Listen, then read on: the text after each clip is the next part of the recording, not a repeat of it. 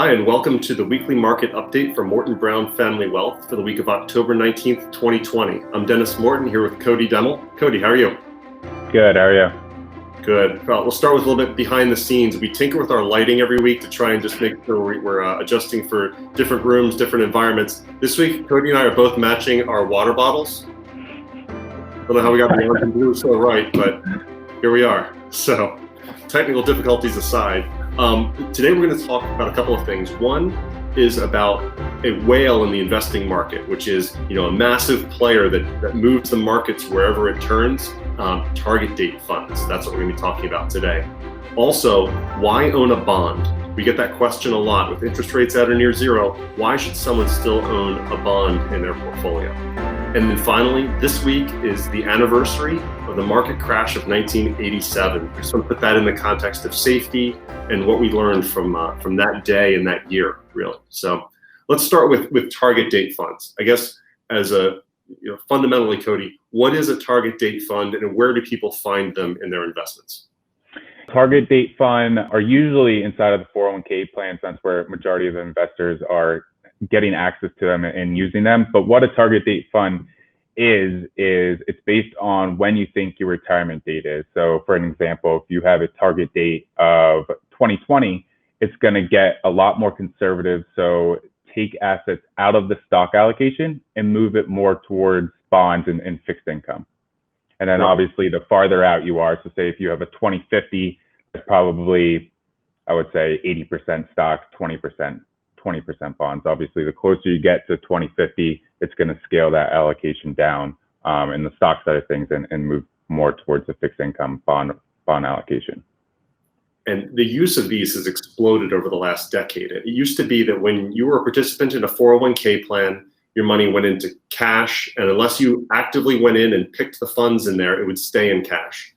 Well, what they found was, what if we made the default option a target date fund so that people wouldn't have to proactively go in and they could actually be invested in growing? It removes one of those behavioral hurdles. So now the target date market is about $2.2 trillion in assets. So you have huge players like Vanguard and Fidelity and T. Rowe Price that have enormous markets and pools of this money. So there was an interesting story in Bloomberg about target date funds, because whenever you have large pools of money and they try and move, they can create market distortions. So there have been 4 corrections in the last 36 months or so. And Bloomberg found some analysis that each of those corrections ended with a V-shaped bottom in the last week of the quarter. Cody, you want to pull up the chart and show this story? Yeah. All right, so this is going back to the first quarter of 2018, the fourth quarter of 2018, and then the 2 corrections we've had this year. And you can see the arrows pointing to those V-shaped bottoms. Cody, what's the theory about what happened here and why the market turned on a dime and bounced right back? So what the article is going over is at the end of each quarter is when the target date funds rebalance their allocation. So when we've had these large sell-offs, their allocation towards the stock funds is a lot lower than what they have to be. So they're buying a large portion of stocks at the end of the quarter to rebalance, make sure they're back to the asset allocation that they have to be. Yeah, so when $2 trillion goes on the move, suddenly you have a large pile of money coming into the equity markets, and that buying, appears to be creating distortion. So the funny thing is, these corrections ended, 3 of them ended on the 23rd of the month.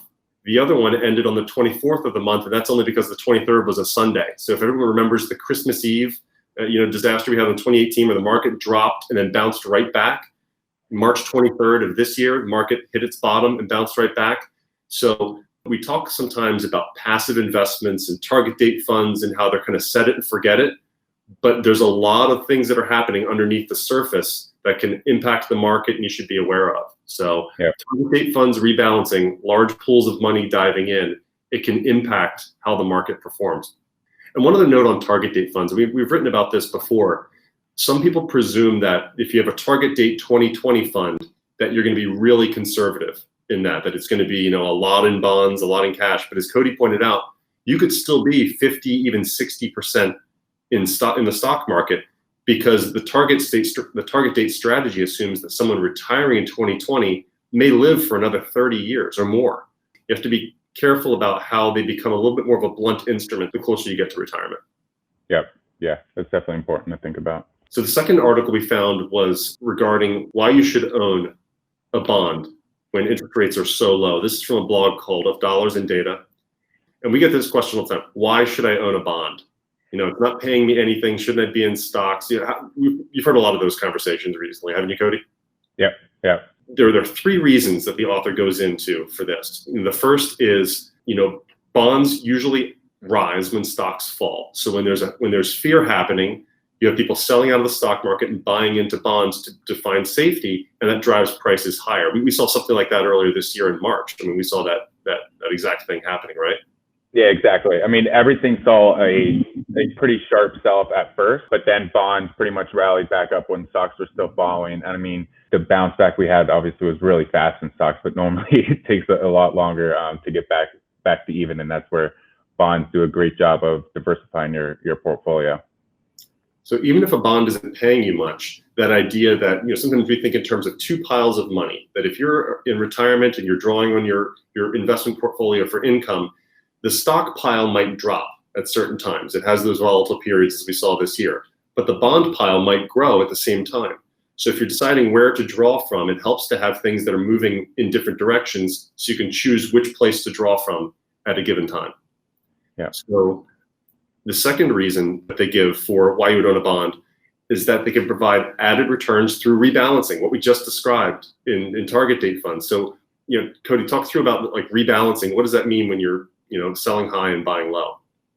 Yeah, exactly. Back in March, if you had a portion in bonds, and if your allocation towards the bonds was a lot higher because they performed well compared to the stock funds, you're able to take a little of the profits from the bond side of things and buy the stocks at the low price. And you can do the opposite too. So right. Rebalancing with the bonds and stocks definitely helps over the long term.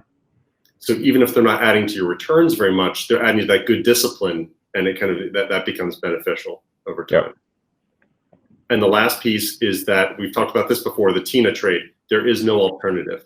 If you're looking for safety, if you're looking for income, you can't find both right now. That's just the world we're living in. So you have to find something that has the potential to appreciate, which we do think bonds could still go up. There are conditions that can be created for that. But there aren't many alternatives if you're looking for safety and income, even if it's not much income. Yeah, exactly. Especially outside of U.S. bonds. Interest rates around the world are low. In some countries it's even negative. Yeah. There's still a lot of interest in the U.S. bonds, even at the low rates we're at. Right. So the last thing we're going to touch on, and this kind of comes back to the idea of safety and protection and everything else. This week was the anniversary, or actually Monday, the 19th, was the anniversary of the October 19th, 1987 stock market crash. So this was eons ago in investing terms and many, many crises ago.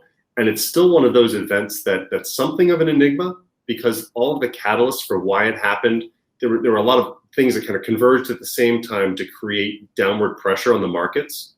But we went back and looked at a few analysis and articles from the time, and really what went haywire, it wasn't so much the things that were happening in the world, because there was no one dramatic event, and actually the market ended up positive for the year in 1987, even with the crash that happened.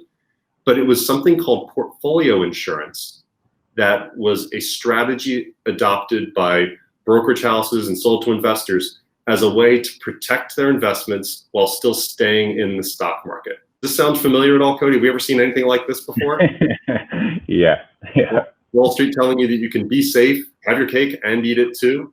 So portfolio insurance was a way to use option strategies and futures contracts and a lot of convoluted, hard to understand stuff that was supposed to protect you if the market were to go down. Well, the market went down and the system failed. So you ended up with catastrophic losses in a single day, types of returns that, if they were to happen now, we'd be talking about 6,000 points down or something like that, if that were to be in today's market. And it was all because the thing that was supposed to protect failed. The computers failed. These things happen all the time. There's always somebody trying to package it up and say, buy this and you're protected. And people are asking, isn't there something I can buy that's going to protect me against downside? The crash of 87 is an example of when that can go wrong. and it often does go wrong. So what are some things that people are looking for protection right now, and ways that you think, okay, is this going to backfire on me? What are you hearing, Cody? There's a couple different strategies. I think the most popular ones are annuities. I mean, just going to cash, or, I mean, people are looking at gold. I mean, it's important to think about all the strategies. And I mean, for an example, for annuities, they do normally have the protection guaranteed on the downside, but there's a reason they're able to do that. Is you're paying a lot of expenses. It's not that good of protection just because it's for free. I mean, they're obviously getting it some way. Right.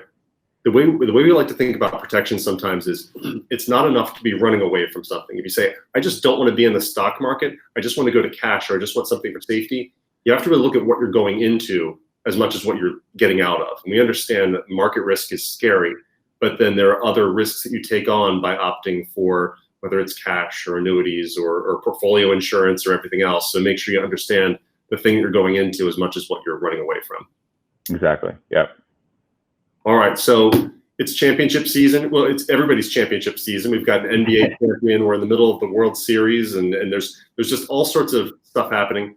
My question, Cody, for you is, which one of these championships does not get an asterisk next to it? Because it seems like with a shortened Major League season and just all the weirdness around the NBA season, who's a legitimate champion in 2020?